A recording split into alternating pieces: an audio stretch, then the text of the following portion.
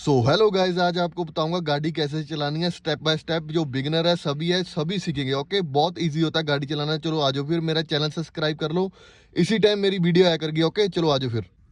ये देखो, ये क्लच है और ये ब्रेक है और ये रेस है। ओके, पहले अपने क्लच को दबाना है, फिर अपने स्टार्ट बटन दबाना है, गाड़ी होगी स्टार्ट। ओके, फिर अपने क्लच को दबाना है पूरा, फिर अपने गियर डालना है, हैंड ब्रेक नीचे करनी है और तीनों शीशे भाई देखने, इससे गाड़ी चलाने पता लगता है कौन सा बाइक कौन क्या करता है। ओके, गाड़ी है, गियर डाला और चलो फिर लेट्स गो।